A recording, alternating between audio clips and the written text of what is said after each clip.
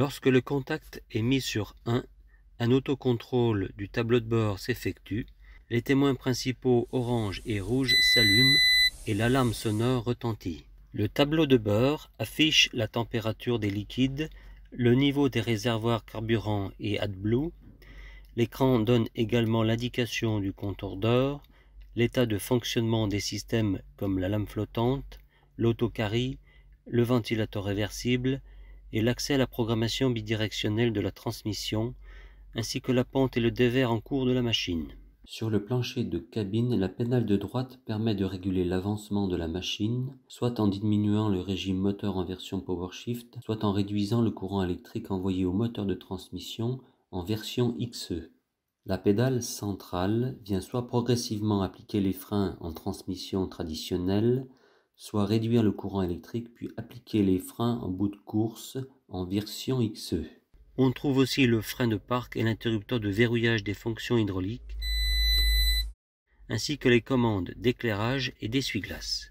La touche rapide de sélection du mode bidirectionnel permet d'adapter le comportement à l'inversion de sens de marche selon l'application de la machine. Sur le levier de direction, on trouve l'inverseur de sens de marche ainsi que la molette d'ajustement de la vitesse qui permet sur la version PowerShift à 4 rapports d'incrémenter les vitesses au sol par unité et jusqu'au dixième de rapport par gestion électronique selon une impulsion avant ou après le cran, et de limiter la vitesse en continu au dixième sur la version électrique.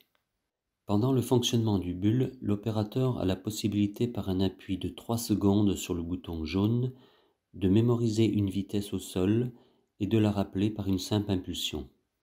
Sur la commande d'équipement se trouvent 2 boutons jaunes pour les fonctions du guidage 3D et du système d'aide au nivellement Slope Assist, permettant d'activer le mode automatique et d'incrémenter les valeurs en appuyant simultanément sur la gâchette. Un micro est relié à l'autoradio pour le téléphone par Bluetooth. Sont disponibles également une prise jack et une prise USB de 5 volts pour recharger un appareil électronique.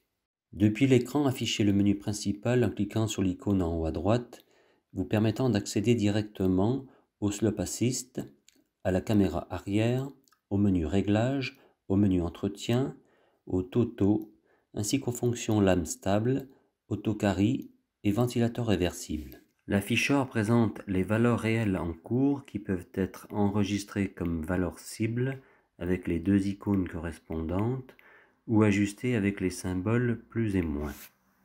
Le D6 est équipé d'un capteur de position installé sur la lame permettant à l'opérateur de maintenir un dévers ainsi qu'une pente longitudinale. Les touches de retournement permettent d'inverser le sens de la pente et du dévers lorsque le bulle reprend le nivellement dans le sens opposé.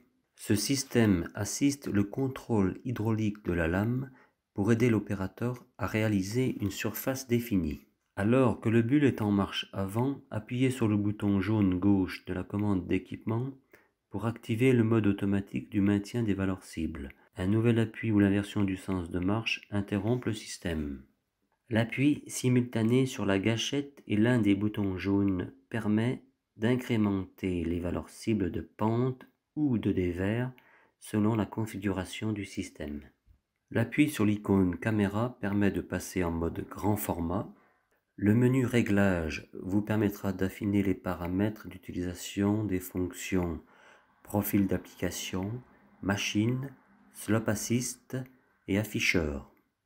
Le menu Service donne accès notamment au code diagnostic et autres informations techniques sur la machine. Le menu Toto comptabilise entre autres les heures, les distances parcourues et la consommation de carburant.